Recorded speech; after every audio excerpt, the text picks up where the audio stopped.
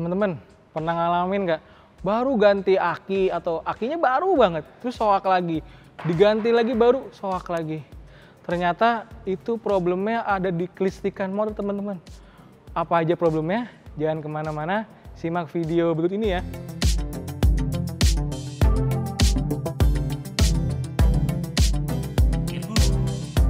Jadi kalau teman-teman baru ganti aki, soak lagi, ganti baru, soak lagi, jangan ganti aki lagi teman-teman. Itu ada problem di kelistrikan motor, terutama di jalur pengisiannya. Nah itu menandakan adanya masalah di jalur pengisian di motor teman-teman. Caranya bagaimana? Teman-teman harus ngurut beberapa komponen yang terhubung dengan jalur pengisian tersebut. Nah kalau di motor itu yang pertama teman-teman bisa urut dari kiproknya. Jadi kiprok itu ternyata ya teman-teman, setelah gua tanya ke bengkel spesialis kelistrikan dan juga ke bengkel resmi gitu ya. Jadi kiprok itu fungsinya selain mengubah listrik umumnya ya, mengubah listrik AC menjadi DC yang kemudian disimpan ke aki, dia berfungsi juga untuk mengatur arus teman-teman. Jadi kalau misalkan kiproknya rusak, itu otomatis nggak ada pengisian atau nggak ada arus listrik yang ke aki. Akhirnya aki baru pun yang voltasenya normal ya 12,4 kondisi mati dan nyala bisa terisi itu jadi nggak bisa nyimpen dan akhirnya aki baru jadi soak lagi teman-teman. Nah beberapa motor sekarang itu kiprok itu bergabung dengan ECU, terutama motor-motor yang starternya pakai spool tuh ya. Kalau di Honda ada ACG, terus di Yamaha ada SMG, itu kiproknya menyatu dengan ECU namanya SGCU. Nah untuk mengecek atau memeriksa kondisi kiprok itu sebenarnya ada dua. Yang pertama pakai multimeter, yang kedua bisa pakai voltmeter.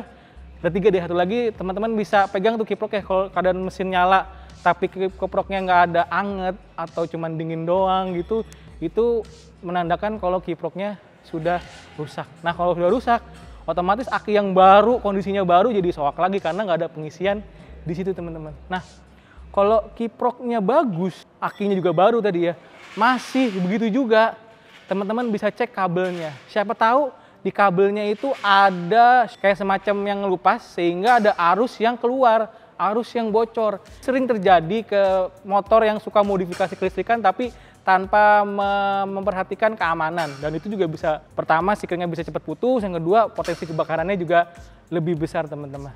Nah kalau misalkan kabel dicek, kiprok udah dicek, dan aki baru tadi ya ternyata masih soak juga, nah, teman-teman harus cek ke spoolnya. Jadi spool itu sebagai apa ya? Kalau orang bilangnya generator, tapi sebenarnya prinsipnya kayak pembangkit listrik mini gitu di motor. Itu yang menghasilkan listrik ke motor teman-teman. Jadi kalau misalkan spoolnya rusak, ya otomatis kan nggak ada listrik yang masuk ke aki ya. Nah mau aki baru pun kalau nggak ada pengisian akan soak lagi teman-teman. Nah spool itu ada dua jenis. Kalau untuk pada motor sport atau motor bebek itu dia terendam oli. Kebanyakan yang bikin spool rusak itu adalah olinya nggak pernah dijaga, artinya volumenya dibiarkan terus-menerus berkurang, sehingga nggak ada pendinginan situ, sehingga salah satu kumparannya itu ada yang gosong, nah proses pengisiannya jadi nggak maksimal. Nah kalau untuk motor matic seperti ini, NMAX, PCX, Aerox, itu pakainya spool kering teman-teman.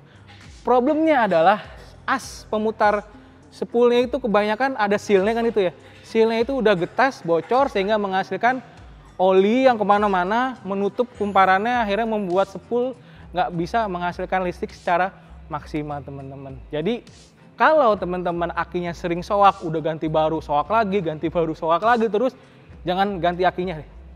Cek dulu tuh kiprok, kabel, dan spool teman-teman. Oke, itu tadi penyebabnya. Semoga banget bisa membantu teman-teman yang sedang usaha tentang kelistrikan motor. Teman-teman yang baru bergabung, salam kenal.